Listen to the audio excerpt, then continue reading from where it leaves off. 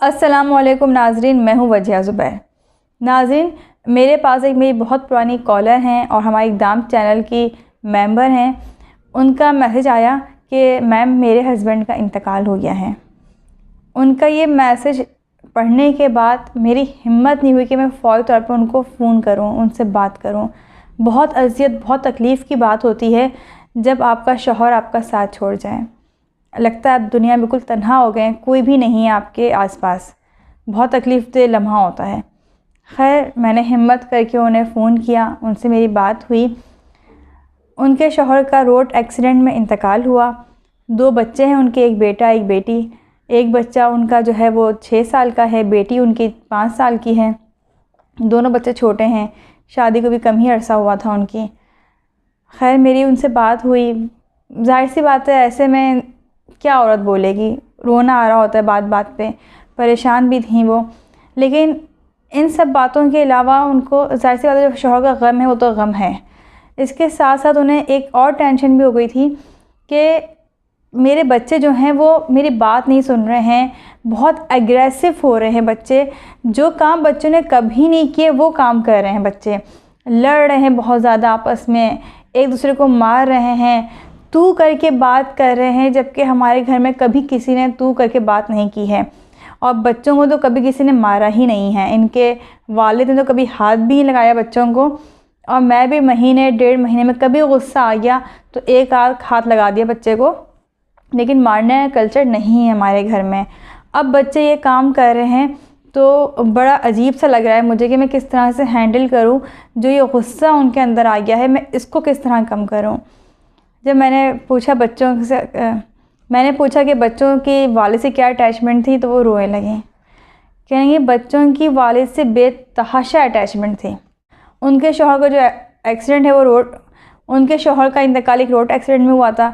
ज़ाहिर है, इतनी अचानक मौत जो है वो तो बड़े भी कबूल नहीं कर पाते हैं, वो तो फिर बच्चे हैं, वो कैसे कबूल करते हैं। मैंने पूछा उनसे कि बच्चों की अटैचमेंट अपने वालिद के साथ कैसी थी। वो ख़ातून बताने लगी कि मेरे हस्बैंड की अपने बच्चों के साथ इतनी अटैचमेंट थी कि वो महीने में अगर 1-2 दफ़ा उनको बाहर रात गुजारनी पड़ती थी, शहर से बाहर कहीं जाना पड़ता था उन्हें, तो बच्चे जो थे वो रोते थे रात में कि बाबा कब आएंगे। उन्हें फ़ोन करते थे और वो कहते थे कि बस मैं कल आ जाऊँगा। और फिर आने के बाद बच्चों को बाहर लेके जाते थे, उनके साथ वक्त गुजारते थे। ऐसे रोज़ का मामूल था कि ऑफ़िस से आने का उनका टाइम होता था और बच्चों की कॉल्स जाना शुरू हो जाती थी कि आप घर कब तक आएंगे।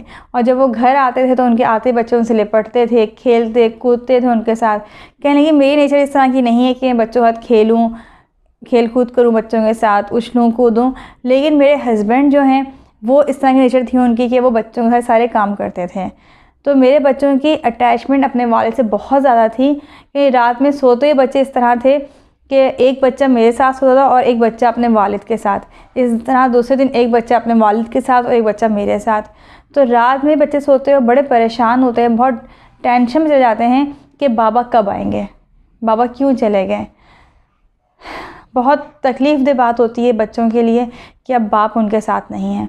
बीवी के लिए कि उसका शौहर उसके साथ नहीं है, जो साहिबान था उसका अब वो उसके साथ नहीं है। यहाँ पे सबसे बड़ी बात ये कि यहाँ पे एक अहम बात ये कि उन खातून की अपने शौहर के साथ भी बहुत अच्छी अंडरस्टैंडिंग थी। इस अंडरस्टैंडिंग का अंदाज़ा आप इस बात से लगा सकते हैं कि जो पहली बात मेरी हुई थी वो इनके हस्बैंड से ही हुई थी। उन्होंने मुझसे बच्चों की तरबियत के हवाले से मशवरे लिए थे कि हम किस तरह से बच्चों की तरबियत अच्छे अंदाज में कर सकते हैं। और साथ साथ उन्होंने कहा था कि आप मेरी वाइफ से बात करें, उन्हें भी गाइड कर दें, क्योंकि पेरेंटिंग ऐसा काम है जितना सीखा जाए इतना कम है। तो इसलिए मेरी उनसे बातचीत हुई थी। तो आप अंदाज़ा कर सकते हैं कि वो जो साहब थे वो अपनी फ़ैमिली को लेके कितने सेंसिटिव थे। बीवी को उन्होंने कितनी रिस्पेक्ट दी होगी, कितनी मोहब्बत दी होगी। ऐसा शख्स चल जाए दुनिया से तो क्या गुज़रती है घर वालों पे। लेकिन उन खातून की फिर भी मुझे ये बात बहुत पसंद आई कि वो इस सारी सूरत हाल में बहुत पॉजिटिव थी। उन्होंने इस बात को समझ लिया था कि जो होता है अल्लाह ताला की तरफ से होता है। इस दुनिया में कौन आता है, कौन जा रहा है, ये सब अल्लाह ताला की तरफ से है। असल बात क्या है कि इन हालात में हम किस तरह से रहते हैं। और वो पॉजिटिव थी फिर भी इन हालात में, जिसकी वजह से उन्होंने बच्चों की इन खामियों को फ़ौरन पकड़ लिया कि मेरे बच्चों के अंदर ये चीज़ें आ रही हैं। जबकि हमने आम तौर पर क्या देखा है कि जब इस तरह की सूरत हाल होती है तो इंसान अपने गम से बाहर नहीं आ पा रहा होता है, फिर बच्चे ही क्यों ना हों, हम बच्चों को फोकस नहीं कर पा रहे होते हैं। लेकिन वो अपने बच्चों की तरबियत के मामले में बहुत सेंसिटिव थी, क्योंकि वो समझती थी कि उनके शौहर ने जिस तरह की बुनियाद रखी है, जिस तरह बच्चों की बेहतरीन तरबियत की है, बच्चे उनके बिगड़े नहीं, वो शर्मिंदा ना हो इस बात पे कि मेरी वजह से बच्चों की तरबियत ख़राब हो गई। जो उनके घर के बनाए हुए उसूल हैं वो उसूल ना टूटें, जो उनके घर का कल्चर है वो कल्चर ख़राब ना हो। मुझे अच्छा लगा उनका ये अंदाज़ कि वो इस सूरत हाल में भी इतनी पॉजिटिव हैं।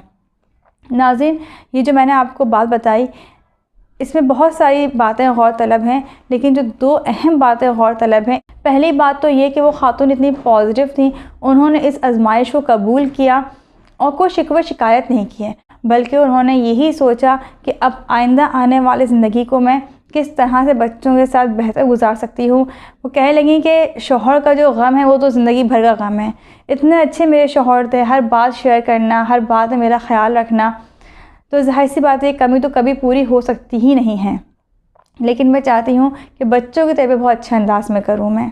तो देखिए उनकी एक पॉजिटिव बात है ना ये कि उन्होंने अपने शौहर की इस बात को इस तरह से लिया कि उनके शौहर का जो ख्वाब था कि बच्चों की तरबियत अच्छी हो, तो वो भी ये चाहती हैं बच्चों की तरबियत अच्छी हो, कोई शिकवा शिकायत नहीं की उन्होंने। दूसरी अहम बात जो है वो मैं तमाम ख़वातीन से करना चाहूँगी, क्योंकि बहुत ख़वातीन हैं जिनकी कॉल्स आती हैं मेरे पास भी, ज़ुबैर के पास भी, कि आप लोग बात करते हैं बच्चों को टाइम देने की। हम तो टाइम दे रहे हैं लेकिन इनके बाप टाइम देते ही नहीं हैं। ऑफ़िस से आते हैं तो मोबाइल में लग जाते हैं, दोस्तों में चले जाते हैं, लेकिन बच्चों को टाइम नहीं है। 1 आध घंटा देना भी होता है, उससे बच्चों की डांट पड़ जाती है, अगर माहौल ख़राब हो जाता है।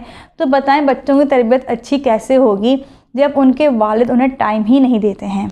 तो देखें आप कि आप शुक्र अदा करें कि आपके शौहर आपके साथ हैं, बच्चों के बाप का साया उनके सर पर मौजूद है, वरना ऐसे बहुत से घर हैं जहाँ बाप हैं ही नहीं। सोचें खुदा ना खास्ता आपके शौहर दुनिया में ना हों या वो मुल्क से बाहर हों, अब तो आपको अकेले तरबियत करनी ना बच्चे की, तो फिर आप तरबियत कर लेंगी बच्चे की, या तब भी बच्चे को आप उसके हाल पे छोड़ देंगी कि जब बाप नहीं है तो मैं तरबियत कैसे कर लूँ बच्चे की अकेले। तो देखें आपके साथ आपके शौहर है, इस बात पर अल्लाह का शुक्र अदा करें, जितना आप कर सकती हैं उससे ज़्यादा करने की कोशिश करें, बच्चों की तरबियत में मज़ीद हिस्सा डालने की कोशिश करें। देखें ऐसा नहीं है कि अकेली माँ जो तरबियत नहीं कर सकती है, हमारे पास ऐसी कई मिसालें मौजूद हैं जिसमें माएँ जो हैं वो बच्चों की तरबियत अकेले करती हैं। बाज़ दफ़ा शौहर जो हैं वो मुल्क से बाहर होते हैं, शहर से बाहर होते हैं या इस दुनिया में नहीं होते हैं, तो ऐसा नहीं उनके बच्चों की तरबियत नहीं होती है। तो आप जो गिले शिकवे कर रही होती हैं, अपने शौहर से लड़ रही होती बच्चों के टाइम के लिए, बच्चों को टाइम दें, बच्चों को टाइम दें, बच्चों की तरबियत तो वैसे ही ख़राब होती है इस तरह से, और साथ साथ आपका और आपके शौहर का ताल्लुक़ भी ख़राब होता है। तो आपके शौहर आपके साथ हैं, इस बात पर अल्लाह ताला का शुक्र अदा करें। जितना शुक्र अदा कर सकते हैं इतना कम है, क्योंकि शौहर बहुत बड़ी नेमत है। बहुत बहुत शुक्रिया। अल्लाह हाफ़िज़।